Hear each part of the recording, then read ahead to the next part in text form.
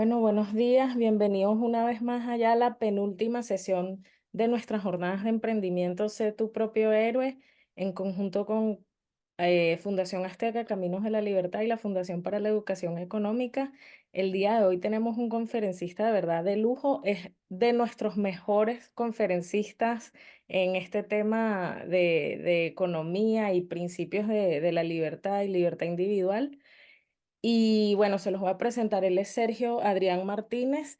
Él es economista, es mexicano y estudió en la Universidad Autónoma de Nuevo León, en la cual actualmente es catedrático de Historia Económica y de Historia del Pensamiento Económico. Además, ha tenido experiencia en el sector público como director de área en la Unidad de Coordinación con Entidades Federativas de la Secretaría de Hacienda y Crédito Público. También es consultor independiente y ha impartido cursos de economía, evaluación de proyectos y finanzas en la Universidad Tecmilenio y en otras instituciones. También colabora como docente para la Fundación para la Educación Económica y también hace un grandioso trabajo de divulgación de todos estos temas de economía, libertad y propiedad privada en una página llamada Tu Economista Personal. Entonces, bueno, nada, los dejo con Sergio. El micrófono es tuyo, adelante. Excelente, muchas gracias Andrea, muchas gracias a todos los organizadores en el marco de este gran programa de Sé tu propio héroe, en el que pues conozco que hemos estado recibiendo pues enseñanzas muy fructíferas. Vamos a compartirles una presentación. Les hago mención, entiendo que al final de esta sesión van a recibir ustedes un pequeño cuestionario, test sobre los temas vistos acá. Entonces, cualquier duda, cualquier pregunta que tengan, por favor, del tema, no duden en hacérmela llegar para poder resolver todo, ¿verdad? Vamos a poner aquí esto en pantalla más grande. Listo, que se vea muy bien. El tema de nuestra charla, el título es largo, pero el tema es concreto. Libertad individual y propiedad privada, entendiendo el principio de no agresión. Este principio de no agresión es quizá el principio fundamental de toda la filosofía liberal. Entendiendo por filosofía liberal aquella filosofía que defiende la paz y la libertad individual en las relaciones entre personas. ¿De acuerdo?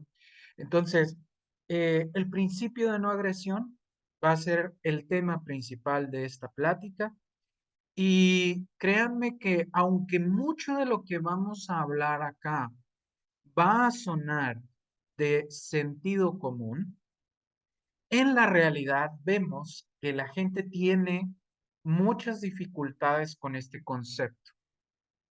Eh, Porque si no tuvieran dificultades, probablemente no veríamos los graves casos de violencia y de falta de Estado de Derecho que lamentablemente experimentamos en países de Latinoamérica o en otros países de otros continentes.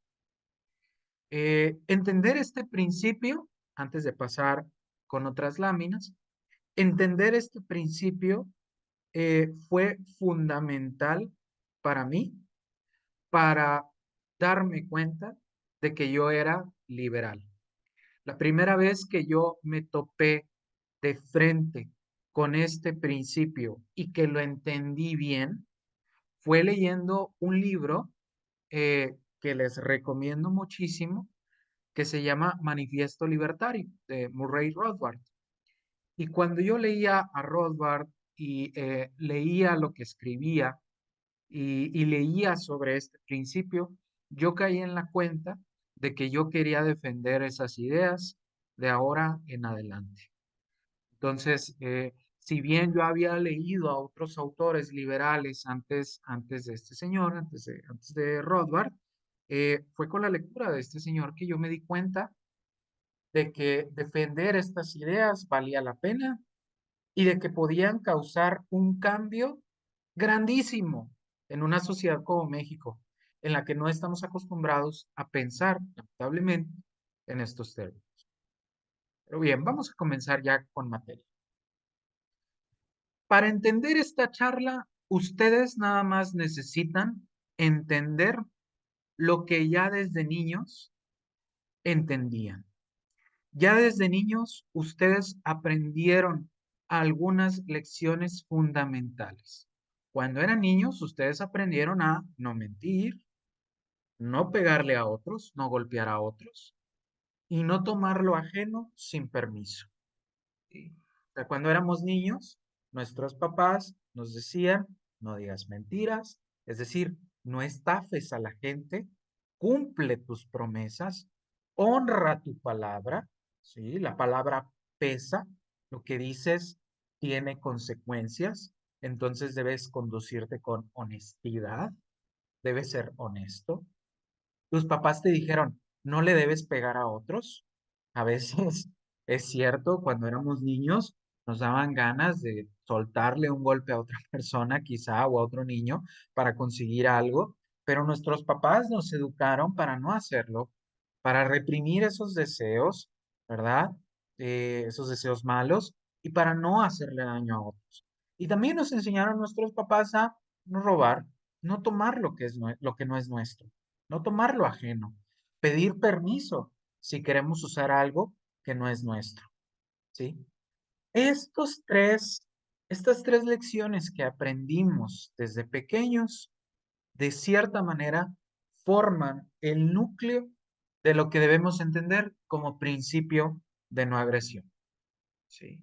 Si ustedes ponen en práctica estos tres elementos, ustedes ya están participando como los individuos responsables que deberían ser en una sociedad libre. Traten de pensar, traten de pensar y de reflexionar cuántas personas en nuestra sociedad realmente cumplen con cada uno de estos tres pilares. Traten de pensar en su conducta diaria cada cuando ustedes respetan o violan algunas de estas tres lecciones. Se van a dar cuenta de que en los países en los que hay más problemas, en los que hay más conflictos, eh, la sociedad se conduce como si esto que nos hubieran enseñado nuestros papás nos hubiera entrado por un oído y nos hubiera salido por otro oído. De hecho, cuando nos quejamos de que alguien no tiene una buena educación, cuando eh, no atiende a uno de estos tres elementos, cuando es deshonesto, cuando es violento y cuando roba. Entonces, en la medida en la que somos honestos, en la medida en la que no somos violentos y en la medida en que respetamos lo ajeno, nos conducimos de acuerdo a lo que se espera de una sociedad. Pero, ¿qué es el principio de no agresión? Porque suena como un concepto demasiado complicado, pero realmente no lo es. Y esta es la definición que a mi gusto es la mejor de este principio. Se basa fuertemente en el trabajo de Murray Rothbard, pero también ha sido desarrollada por muchos filósofos y pensadores liberales. La idea de no agredir a otros no es original de Rothbard.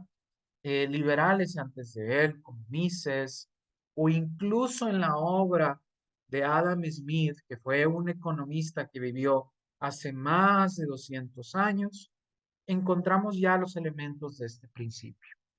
¿Sí? Y lo voy a leer porque quiero que al leerlo hagamos un ejercicio de reflexión, pensemos bien sobre lo que significa este principio y vayamos dándonos cuenta de las implicaciones que tiene. El principio va así.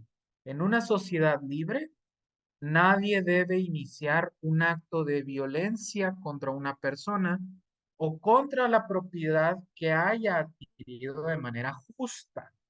¿Sí? El uso de la fuerza solo debe ser defensivo para protegernos de las agresiones injustas de otros. ¿De acuerdo? Entonces, notemos, primero, al empezar esta definición, hablamos de lo que queremos en una sociedad libre.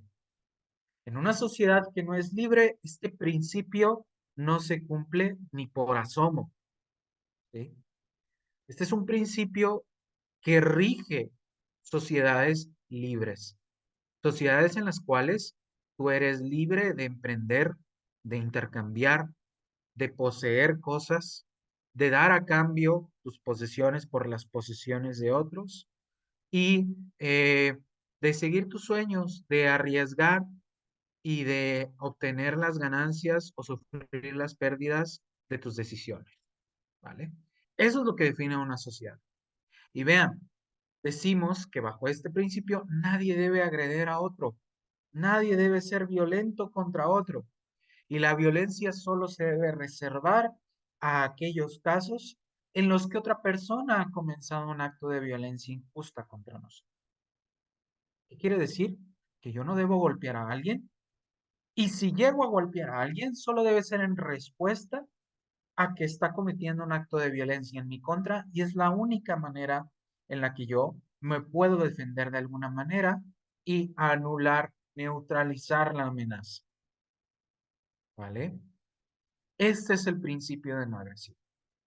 Y como les dije al inicio de la charla, el principio de no agresión es algo que suena muy de sentido común.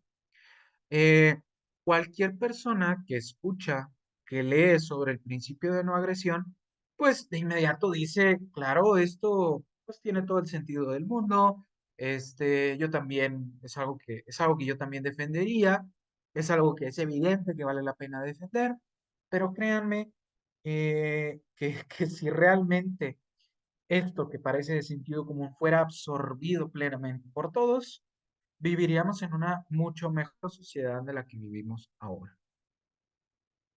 Piensen, por ejemplo, en la tentación que a veces hay en la gente de gobernar sobre la vida de los demás. Vemos algo que no nos gusta que hace otra persona y nuestros instintos primitivos son tratar de violentar. ¿Sí?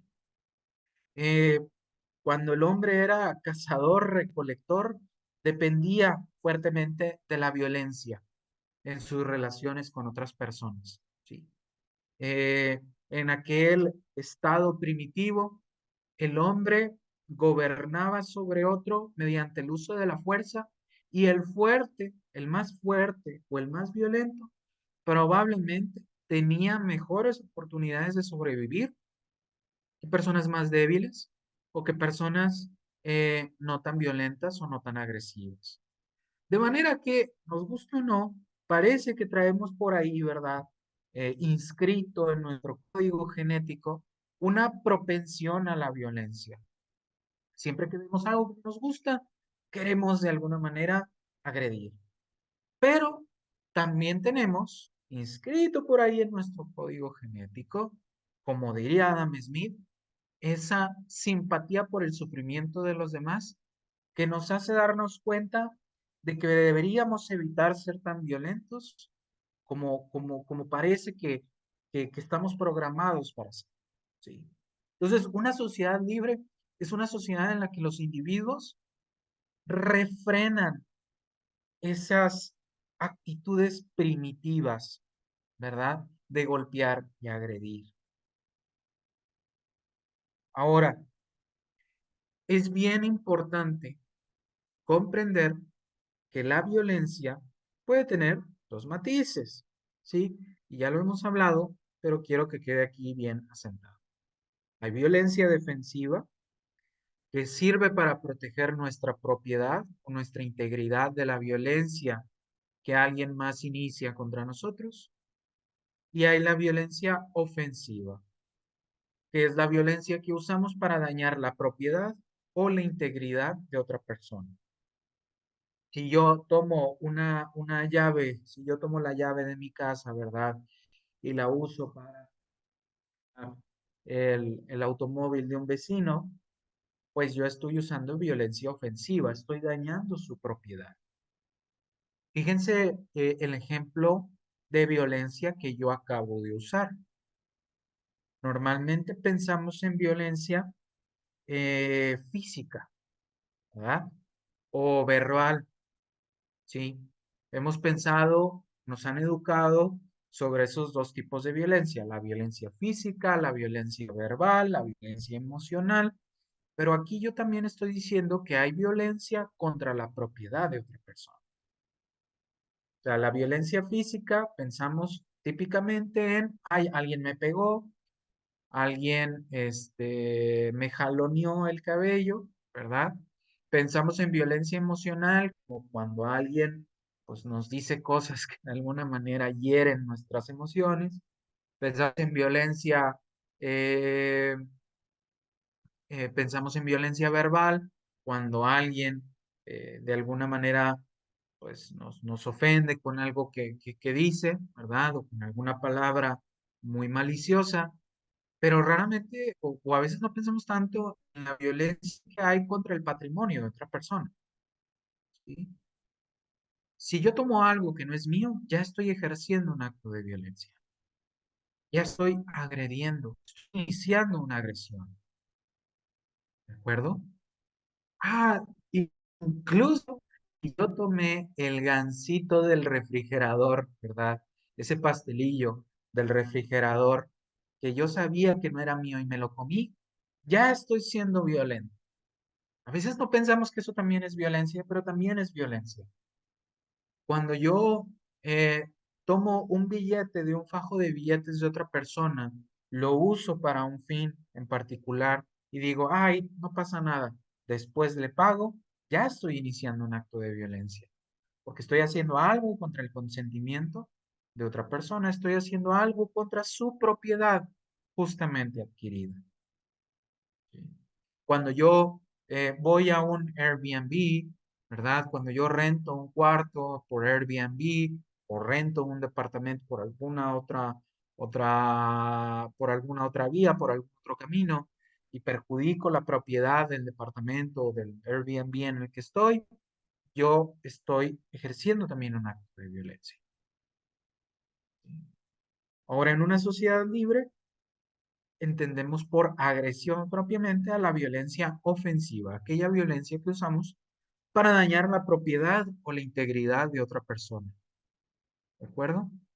La violencia defensiva no cuenta como agresión, porque su único propósito es neutralizar el daño que otro está haciendo sobre nosotros. Eso no es propiamente agresión. La agresión siempre es violencia que otra persona inicia contra nuestra propiedad. Si nosotros entendemos esto bien claro, podemos entender muy bien, pues, qué es lo que buscamos en una sociedad más libre. Ahora bien, vamos a ver esta imagen. ¿Quién es el agresor acá? Esta es una imagen que yo busqué en internet, ¿verdad? De dos hermanos teniendo un conflicto. Vean que un niño está estirando el osito de peluche, hacia él y el otro también, ¿verdad? Están ahí como que teniendo un conflicto. eh, Y supongamos que nada más con ver esa imagen, alguien les pregunta quién es el agresor. Y aquí alguien podría ponerse a ver la imagen con detenimiento y a lo mejor alguien podría decir, no, pues ese niño que está a nuestra izquierda, porque se ve que es como el que está jaloneando con más fuerza, ¿verdad? Pero en realidad no podemos saber qué tal si en realidad el niño que arrebató, ¿verdad? El osito de peluche es el de la derecha. Viendo la imagen, no podemos saber absolutamente nada. Lo único que vemos es que hay un conflicto y que el osito de peluche es lo que está ahí en disputa, ¿verdad? Eso es lo único que sabemos con esta imagen. No podemos saber más. Entonces, dada esta imagen, pues no podemos identificar al agresor. ¿Acuerdo? Entonces, vean, este ejercicio parece muy simplón, pero es bien importante, porque cuando vemos, por ejemplo, a dos personas peleando, no podemos tampoco decir Como no, con certeza ¿quieres cambiarla de lugar? No, está bien. quién es el agresor. Ay, perdón, creo que escuché algo. Si hay alguna duda o algo, con todo gusto me pueden detener. Bien, entonces noten que con esta imagen No podemos saber a ciencia cierta quién es el agresor. ¿Qué necesitamos para poder identificar con claridad al agresor? Tenemos que conocer dos cosas, ¿verdad? Dos cosas muy importantes. ¿Quién comenzó el conflicto y de quién es la propiedad en disputa? ¿Sí? O sea, ¿de quién es la propiedad en conflicto? En este caso, volviendo a la imagen acá, ¿de quién es el osito? ¿Sí? ¿De quién es el osito de peluche? ¿Y quién empezó? ¿Quién fue el que arrebató, el que comenzó el acto de agresión? Necesitamos saber esas dos cosas. Y si se dan cuenta, todo esto nos debe recordar a nuestra niñez. ¿Qué pasaba cuando estábamos en un conflicto? Sobre todo los que tenemos hermanos. Es muy común si tuviste un hermano que en algún momento hayas tenido algún conflicto con tu hermanito o hermanita.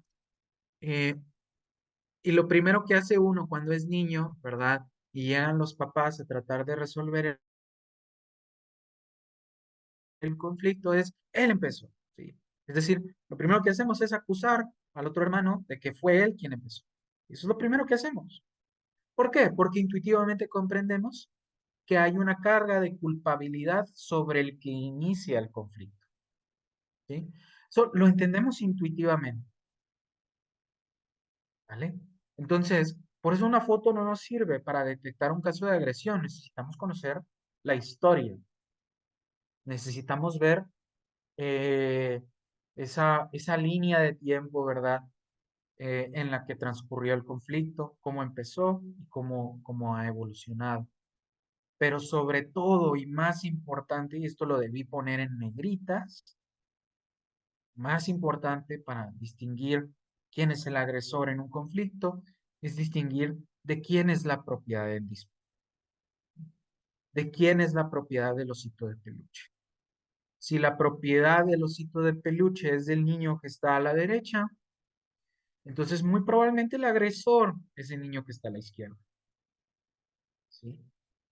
Y entonces es él quien está iniciando un acto de violencia ofensiva, un acto de agresión. Está tomando algo o queriendo tomar algo que no es suyo, ¿vale? Puede ser que el agresor sea el niño de la derecha, pero si decimos que el agresor es el niño de la derecha, entonces sobreentendemos que el osito de peluche es el niño de la izquierda. Vean que cuando identificamos al agresor de un conflicto es porque hemos respondido de alguna manera a estas dos cuestiones. Respondimos de alguna manera de quién es la propiedad. ¿Sí?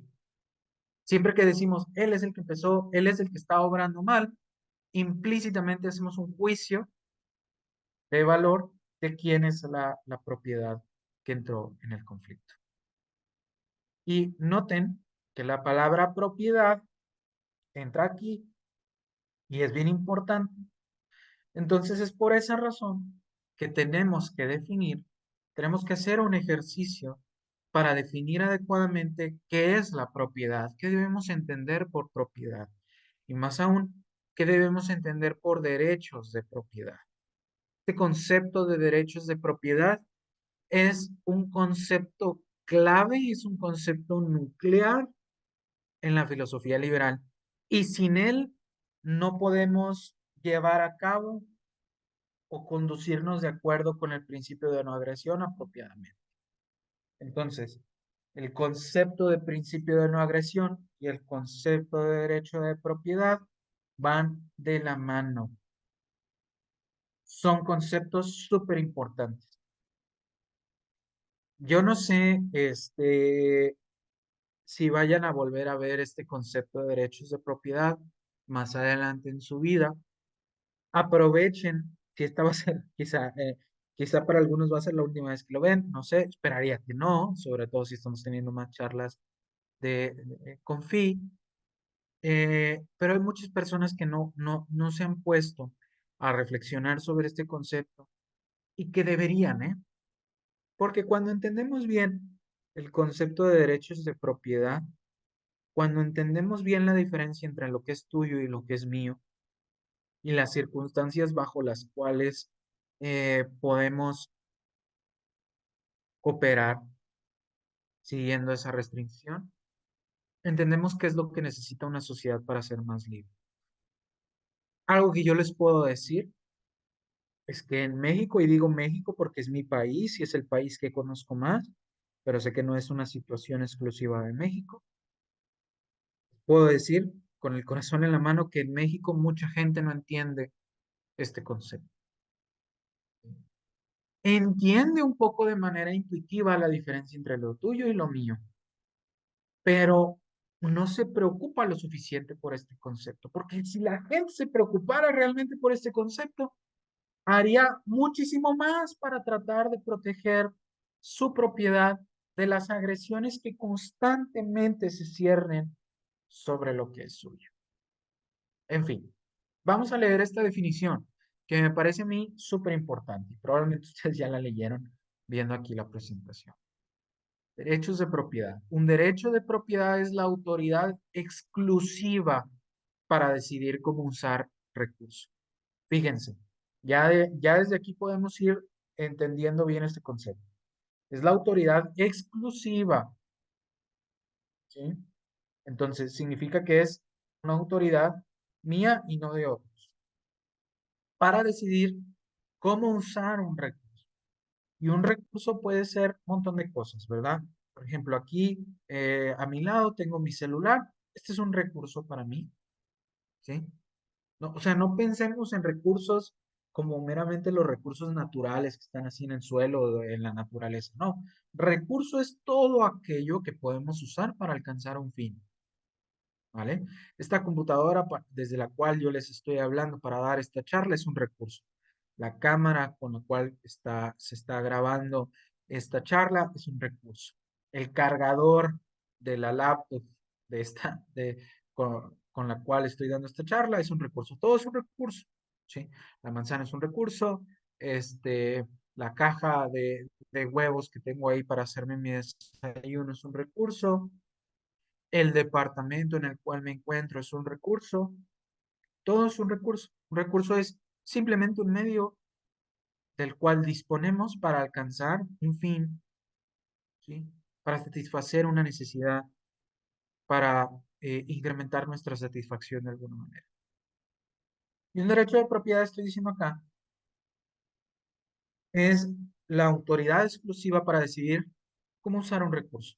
Si yo tengo un derecho de propiedad sobre este celular que tengo aquí en mi mano, es porque yo soy capaz de decidir cómo se usa este recurso, cómo se usa este celular. Si yo quiero usar este celular eh, como pisapapeles, ¿verdad? Bueno, yo lo puedo usar como pisapapeles. Pero fíjense, es la autoridad exclusiva para decidir cómo usar un recurso. Eso quiere decir que si alguien quiere tomar mi celular y usarlo para mandar un mensaje o para pegarle a la pared, no lo puede hacer tan fácil a menos de que yo consienta ese uso en particular. Fíjense algo bien importante también. Cuando la propiedad es privada, ¿sí? Cuando la propiedad es privada, cada persona tiene derecho a usar sus pertenencias como desee, siempre y cuando siga el principio de no agresión.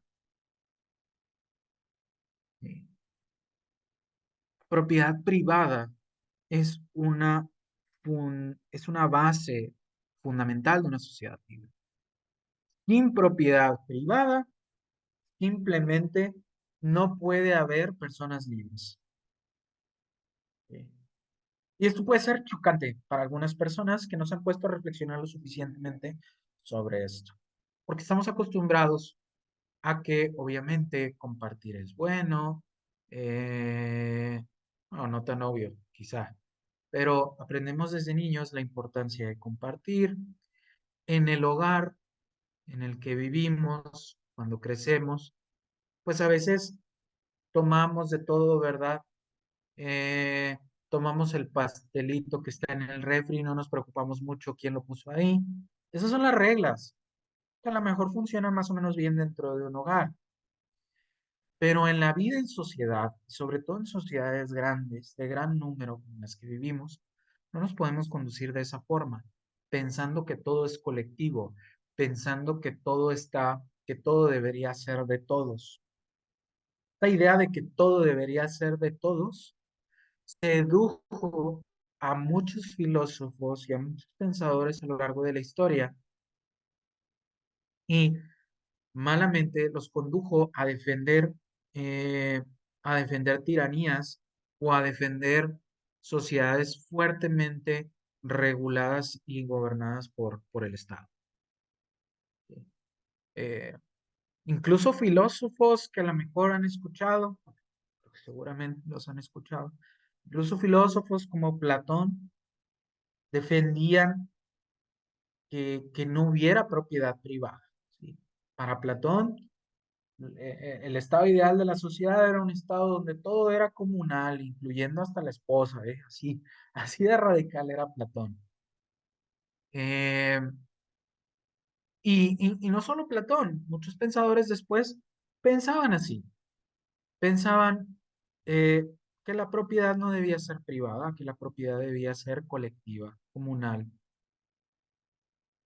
Los socialistas que tanto daño hicieron desde el siglo XIX particularmente hasta el siglo XX y que siguen haciendo daño hoy, defienden un estado en el que la propiedad es colectiva, que en los actos se traduce en que la propiedad es del gobierno, es de unas cuantas personas que deciden cómo se han de administrar y usar los recursos de una sociedad. Y eso suena muy bonito en papel, pero en realidad es un gobierno insufrible el que viene con eso. La propiedad debe ser privada. Porque cuando la propiedad es privada, aprendemos a respetar. ¿Sí? Piensen, eh, piensen en la diferencia entre los equipos de ejercicios que hay en gimnasios privados y los equipos de ejercicio que hay en parques públicos. Digo, y esto es para reflexionar un poquito más sobre la importancia de los derechos de propiedad. En Ciudad de México, seguramente me están escuchando, este, en Ciudad de México y bueno, también en otras ciudades del país, nuestro país, ah, uno, puede ver varios parques públicos y en los parques públicos de distintas ciudades de México es bien común ver equipos de ejercicio, ¿no? Están estas cosas como para hacer espalda, ¿verdad? O están estas cosas para hacer pecho, estas maquinitas que uno abre y cierra para hacer pecho. ¿Y en qué estado suelen estar? Cuando el gobierno, el ayuntamiento, lo que fuera, las pone, ¿verdad? Duran unas semanas, pues en perfectas condiciones, pero con el paso del tiempo hay graffiti sobre esas máquinas, suele haber graffiti sobre esas máquinas se suelen oxidar, suelen estar en mal estado, la gente abusa de ellas, ¿verdad? A lo mejor hay gente que hasta daña las máquinas de alguna manera, de modo que ya no funcionan. Y eso es bien común, ¿sí? Pero si vamos a un gimnasio privado, eh, no vemos eso. Cuando una máquina empieza a fallar, normalmente quienes están pagando su membresía en el gimnasio, pues, levantan alguna queja contra el propietario tiene la queja y reemplaza la máquina o resuelve el problema con la máquina, ¿sí?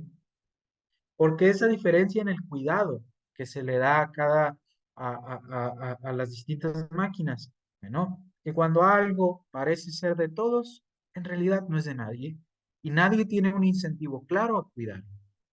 Pero cuando algo es propiedad, en este caso del dueño del gimnasio, el dueño del gimnasio tiene un incentivo claro a cuidar su propiedad, porque si no la cuida, si no cuida las máquinas del gimnasio, son suyas, la gente ya no se va a querer inscribir en el gimnasio o va a cambiar de gimnasio. Entonces, la propiedad privada es es una institución esencial en una sociedad libre. Nos incentiva a cuidar mejor nuestros recursos y nos incentiva también a aprender a lidiar con otras personas de manera pacífica. Vamos por partes. Noten que si los derechos de propiedad no son claros, difícilmente vamos a resolver conflictos. Los derechos de propiedad tienen que ser claros. O de otro modo, es muy difícil resolver conflictos. Piensen en esta historia. Esta historia es una historia que estoy calcando de un libro eh, que se llama Lost Order, algo así como el orden de la libertad, o, perdón, el orden del derecho, o algo por el estilo. No sé cuál sea la traducción literal más apropiada.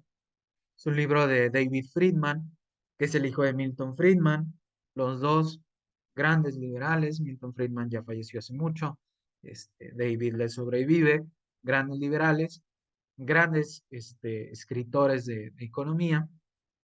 Y en ese libro, este, en el que habla de economía del derecho, David Friedman, él plantea este dilema, ¿no? Vamos a imaginar que hay un cazador, ¿verdad? En la selva, en el bosque, donde lo quieran poner y que haya liebres, ¿ok? Entonces vamos a pensar que está este cazador, lo pueden imaginar con una flecha, con un revólver, con una escopeta, lo que ustedes quieran. Y no nos interesa demasiado el arma que trae consigo. Vamos a pensar, si quieren, que trae un arco y una flecha, está hambriento, ¿verdad? Pasado mucho tiempo sin comer, y él observa a lo lejos, a lo lejos, a lo lejos, observa que hay una liebre brincando por ahí. Entonces dice, caray, esa es mi oportunidad de poder comer algo. Tensa el arco con la flecha, lanza la flecha, ¡pap! ¡Pap! Le da a la liebre y la liebre cae, muerta. ¿Sí? Entonces el cazador dice, genial, ya voy a tener algo con lo cual comer. Y empieza a caminar hacia la liebre, pero antes de llegar, otra persona que andaba por ahí, quizá otro cazador también, ve la liebre en el suelo y la toma y se la lleva consigo. Pregunta es, ¿de quién debería ser la liebre? ¿Quién debería tener el derecho de propiedad sobre la liebre? Y no voy a contestar la pregunta, porque la respuesta a la pregunta no me interesa tanto.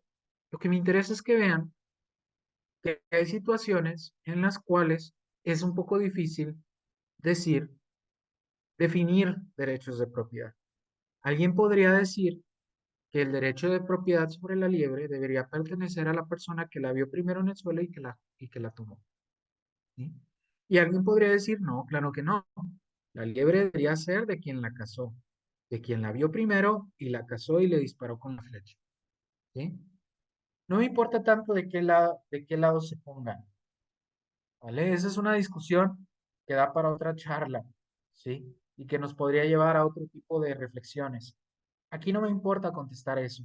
Aquí lo que me importa es que entendamos que hay situaciones en las que es complicado definir de quiénes deben ser los derechos de propiedad, ¿vale?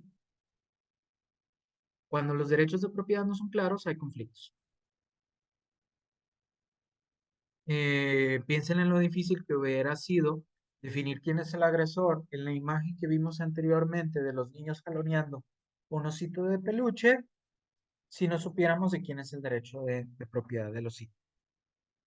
Por ejemplo, pudo haber sido el caso que la historia, yéndonos hacia atrás, que la historia de este conflicto haya sido que simplemente el osito estaba ahí, no era de nadie inicialmente y que los dos lo vieron al mismo tiempo y los dos lo empezaron a jalonear.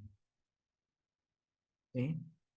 Entonces, ahí es muy difícil definir quién es el agresor, definir, y también si no definimos adecuadamente quién es el agresor, es complicado definir cómo resolver ese conflicto. Hay un conflicto de interés claro, pero no sabemos tan fácil cómo resolverlo. ¿Sí? Porque no sabemos de quién es la propiedad de los sitios o de quién debería ser la propiedad de los sitios, ¿vale? Entonces, esto, vamos para acá de vuelta, esto es importante. Vean cómo muchos conflictos nacen de esta razón. Eh, por ejemplo, en Ciudad de México suele haber un problema ah, con las personas que alquilan departamentos porque hay personas que a veces se tardan en pagar y no pagan. No pagan la renta que deberían pagar por el departamento que están alquilando. Y hay legislación que llega a proteger a esas personas porque han vivido cierto tiempo ahí y demás. Y alguien podría decir, pero no se vale. Esas personas no están pagando renta, tienen mucho sin pagar renta. El dueño debería ser capaz de pedirles que salgan y pedirles que busquen otro lugar para vivir. Pero cuando la legislación no es clara, cuando la legislación no defiende adecuadamente al propietario, o cuando la legislación es ambigua sobre el uso de esa propiedad, pues el conflicto queda, el conflicto no se resuelve y puede incluso escalar. O piensen, por ejemplo, en por qué los problemas ambientales son tan escandalosos. Los problemas ambientales son escandalosos porque es difícil determinar de quién es la propiedad de un recurso natural. O sea, imagínense una situación en la cual hay una fábrica que produce textiles, ¿sí? Y en su proceso de producción usa algunos agentes químicos, ¿verdad? Y esos agentes químicos se tienen que desechar de alguna manera. E imaginemos que los químicos se vierten a un río que está contiguo a la fábrica, ¿sí? Que está ahí cerquita de la fábrica. Vamos a imaginar que la fábrica vierte sus contaminantes al río, pero vamos a imaginar también que alrededor del río hay una población aledaña que practica la pesca o que practica alguna otra cosa para lo cual necesita el río. Y vamos a suponer que los químicos de alguna manera afectan la actividad que lleva a cabo el pueblo. Quizá esos químicos pues dañan la población de peces, entonces afectan a la población aledaña que quiere pescar. ¿Cómo resolvemos ese conflicto? ¿Sí? ¿Quién es el agresor?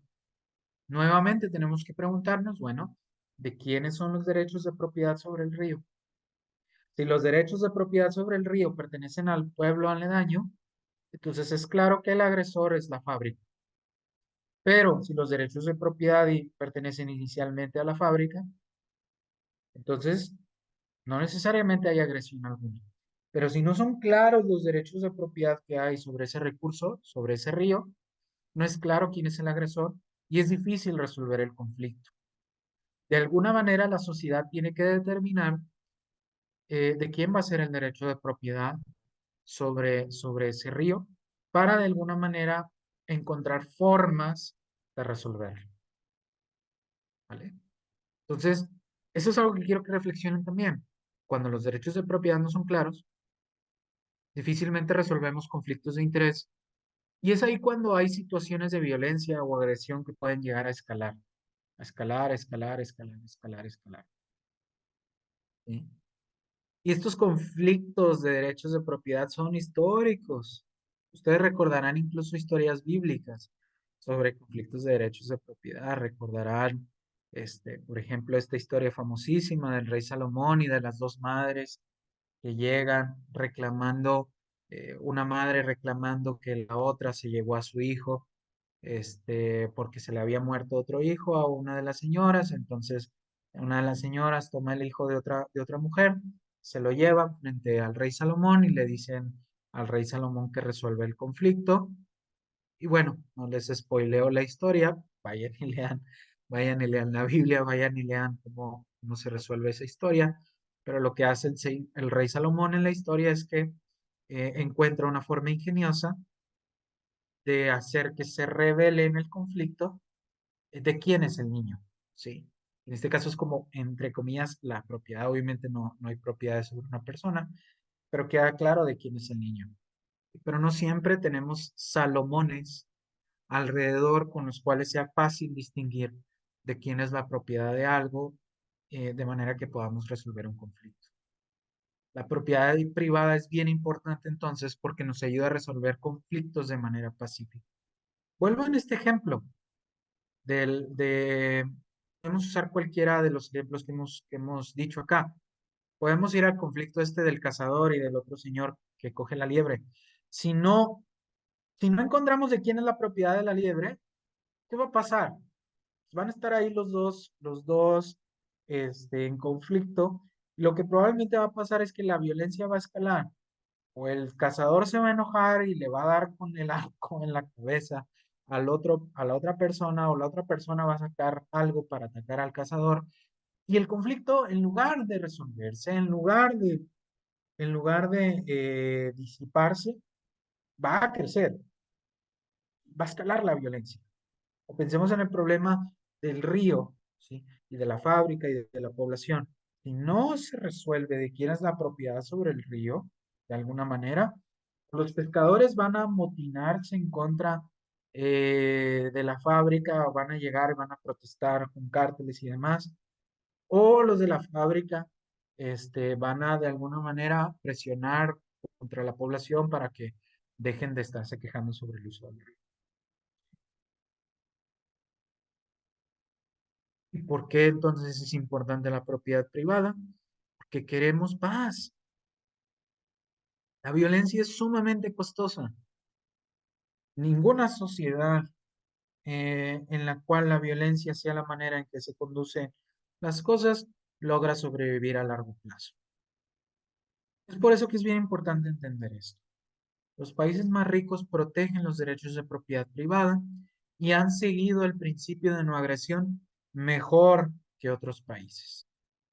Cuando nos preguntamos por qué hay países más ricos que otros, Eh, obviamente la respuesta es compleja, requiere conocimientos de economía, de historia, para empezar a lanzar hipótesis y tener una mejor idea de lo que está detrás del problema. Pero una de las claves fundamentales es el tipo de instituciones que hay en esos países, y cuando las instituciones protegen derechos de propiedad, esos países tienden a crecer. Las condiciones están propicias para que un país crezca, ¿vale? Piensen, por ejemplo, en un jardín. Piensen que tienen un jardín con muchas flores y que hay una especie de hierba, ¿verdad? O una especie de planta que empieza a crecer y que empieza a apretar o a invadir el espacio en el cual están unas flores.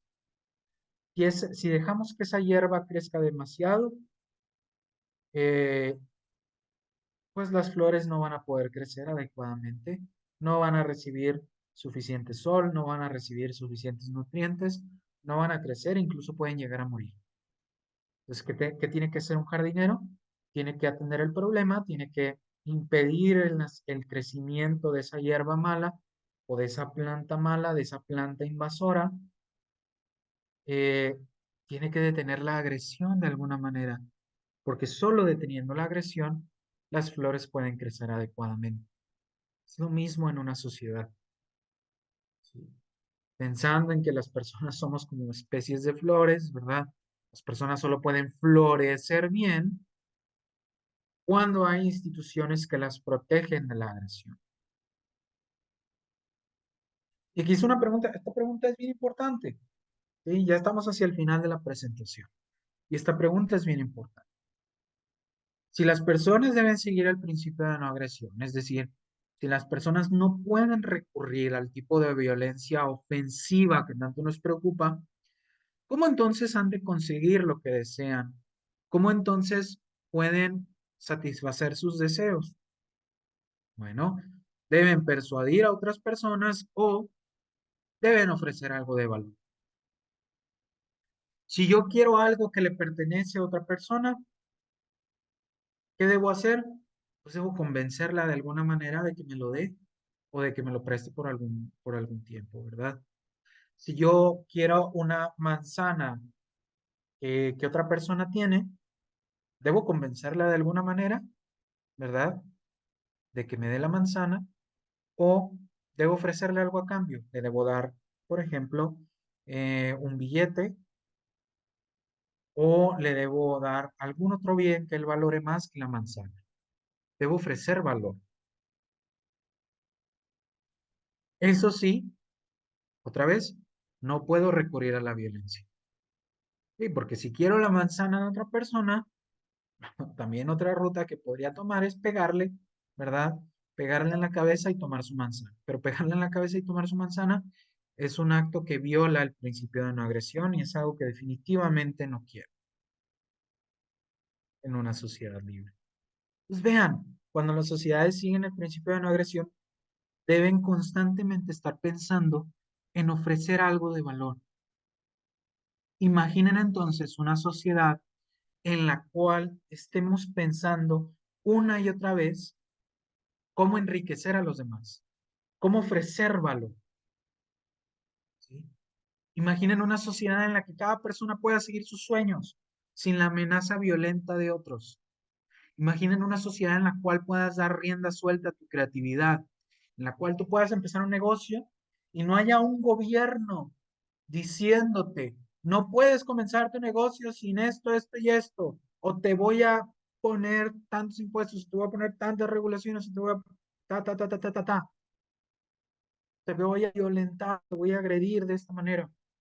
Imagínese una sociedad en la cual una persona, un pequeño empresario pueda poner un local donde vende herramientas o qué sé yo, sin que esté la amenaza constante de que va a haber algún grupo criminal que le va a querer cobrar por operar. Esa sociedad inevitablemente va a crecer, va a prosperar, ¿sí? Y eso es justamente lo que pasó hace más de 200 años en la historia de la humanidad. Durante gran parte de la historia de la humanidad, el principio rector de las interacciones sociales fue la violencia, fue la agresión.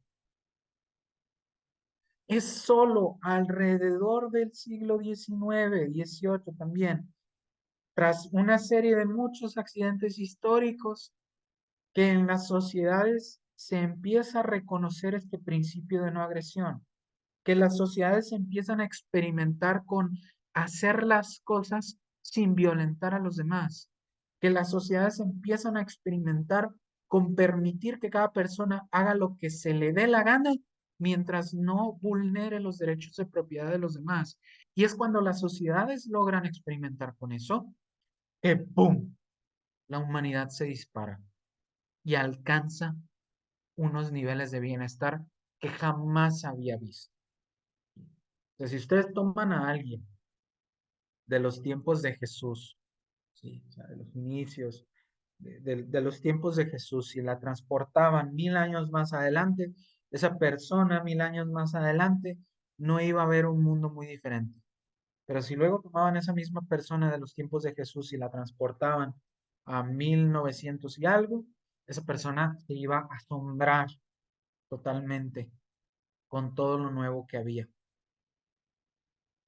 Porque por miles de años la norma en la vida de la humanidad fue la pobreza, la miseria, el estar constantemente bajo la amenaza de la violencia. La sombra de la violencia se erguía sobre toda la población humana. Eso cambia alrededor del siglo XIX y cambia para bien. Lo malo es que la sociedad no se ha dado cuenta en su cabalidad de la importancia de las instituciones que fomentan la libertad. Los quiero dejar con esto. Esta es una de las frases que los liberales más atesoran para dar sus ideas y que proviene de Alberto Venegas Lynch, hijo, que es un economista argentino, liberal, súper buenísimo, si pueden leer algo de él o ver alguna de sus charlas por internet, súper recomendable.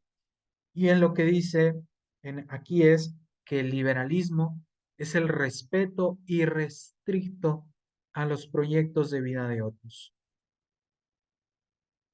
Esta frase engloba muy bien todo lo que hemos comentado en esta charla. El principio de no agresión precisamente se refiere a respetar los proyectos de vida ajenos, a no tratar de invadirlos con actos violentos, a no tratar de iniciar la violencia contra personas que solo están tratando de mejorar su estándar de vida y respetan a los demás. O sea, el liberalismo es un programa de respeto, de tolerancia, de paz. El liberalismo es un programa de libertad individual, reconociendo que la libertad individual es la condición sin la cual las sociedades humanas no pueden florecer. ¿Vale? Con esto los dejo, les agradezco muchísimo la oportunidad para mí de dar esta charla. Por favor, les pido que sean atentos a la tarea que van a tener con relación a este tema, con relación al principio de no agresión y cualquier duda, pues siempre estoy a sus órdenes.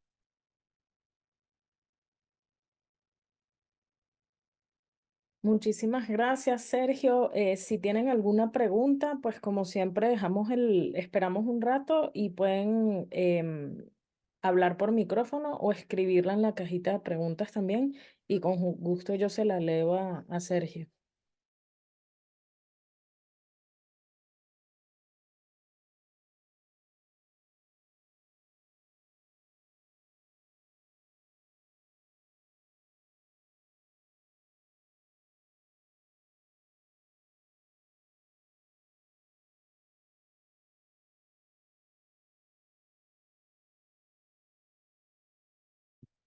Creo que los impresionaste, mi querido Sergio.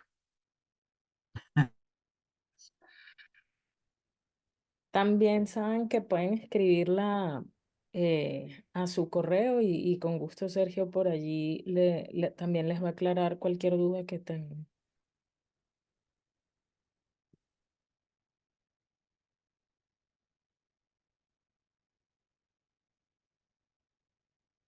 Claro que sí.